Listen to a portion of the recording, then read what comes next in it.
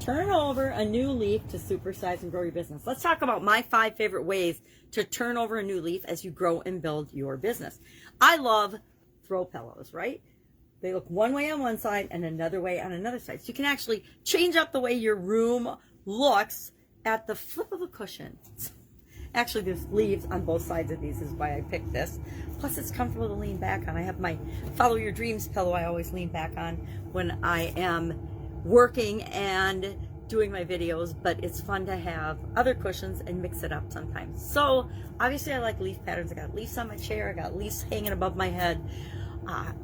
This idiom, this expression is one, I believe we've covered it before, but we're going to take a new tack on it today. It's from the 16th century when in the printing industry, they used the word leaves for pages in a book or in publishing and printing. So each page was a new leaf. So you would turn over a new leaf, meaning you would turn to a clean page in the book or in the printing process and start something new. So this idiom, this expression since the 16th century has meant to turn something new.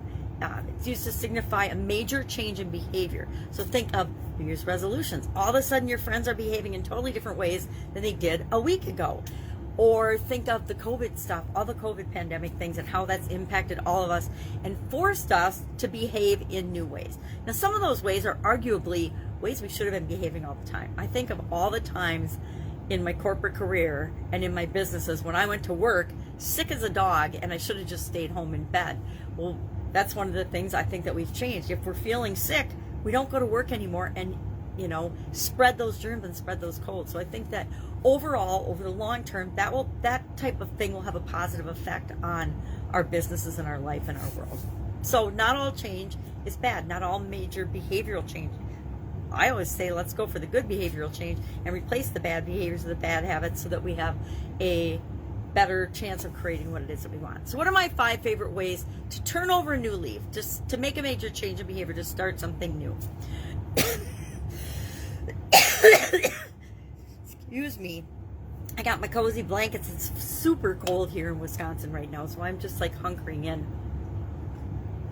One of my first things to do and my first ways to turn over a new leaf when it comes to building and growing and supersizing my business is to look at things from a different point of view, a different perspective. See things by putting myself in other people's shoes. Think of what's my customer's perspective of my business or of this product or service or part of my business, and just changing our perspective, looking at things differently.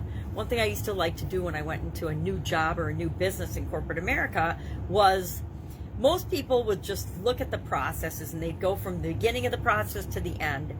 And I decided, I don't remember, it was on one of my jobs, that I was going to do it backwards. I was going to go backwards through the organization and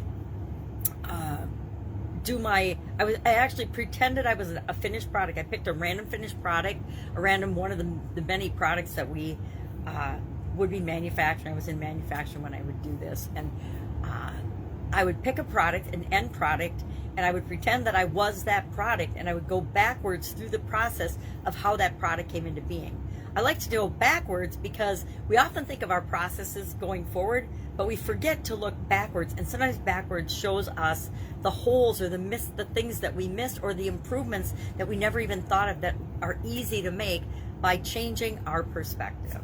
The second thing I like to do is focus on strengths. And a lot of people, and again, this is a remnant of my corporate career, focus on negative, focus on weaknesses, focus on improvement areas, focus on things that people don't do. Kind of reminds me of school, right? When you get those big red check marks or a grade on the top of your paper in bright red letters and a judgment of your performance on that particular task. Well, that's what performance appraisals and things look like in a lot of organizations. And so I like to flip that on its head and focus on strengths and build on people's strengths instead of their weaknesses. Third thing, focus on serving and asking yourself, no matter where you are or what you do, how can I serve the people I'm here to serve better?